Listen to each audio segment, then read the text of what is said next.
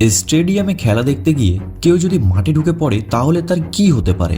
সাম্প্রতিক কেকেআর বনাম আরসিবির ম্যাচে এমনই এক ঘটনা ঘটেছে, যেখানে এক ভক্ত নিরাপত্তা ভেঙে সরাসরি মাঠে ঢুকে পড়েন। নিরাপত্তা রক্ষীরা দ্রুত তাকে আটক করে মাঠের বাইরে নিয়ে যান। তবে প্রশ্ন হলো, এমন ঘটনায় কি ধরনের শাস্তি হতে পারে? আইন যা বলা আছে তা বাস্তবে হয় না। এই দুইয়ের মধ্যে অনেক পার্থক্য রয়েছে। আইপিসি 447 অনধিকারে প্রবেশের জন্য 3 মাস পর্যন্ত জেল বা জরিমানা উভয় হতে পারে। আইপিসি 505 জনগণের মধ্যে বিশৃঙ্খলা সৃষ্টি করলে 3 বছর পর্যন্ত জেল হতে পারে। আইপিসি 188 স্টেডিয়ামের নিয়ম ভাঙলে 6 মাস পর্যন্ত জেল বা জরিমানা হতে পারে।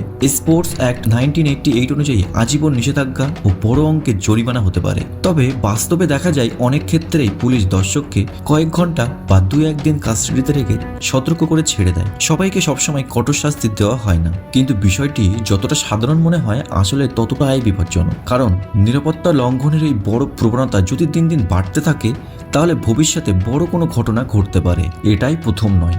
2019 সালে ভারত বনাম দক্ষিণ আফ্রিকার ম্যাচে এক ভক্ত মাঠে ঢুকে ধোনিকে জড়িয়ে ধরেছিলেন। 2021 সালে ইংল্যান্ড বনাম ভারতের ম্যাচেও একই ঘটনা ঘটে। প্রতিবারই নিরাপত্তা কর্মীর কঠোর ব্যবস্থা নিয়েছিলেন। স্টেডিয়ামে প্রবেশের নির্দিষ্ট নিয়ম রয়েছে, সেগুলো ভাঙলে আইনি ব্যবস্থা নেওয়া হয়। তবে বাস্তবে সবাইকে শাস্তি দেওয়া হয় না। কিন্তু এই প্রবণতা চলতে থাকলে ভবিষ্যতে নিরাপত্তা নিয়ম নিয়ে আরও কঠোর হতে পারে।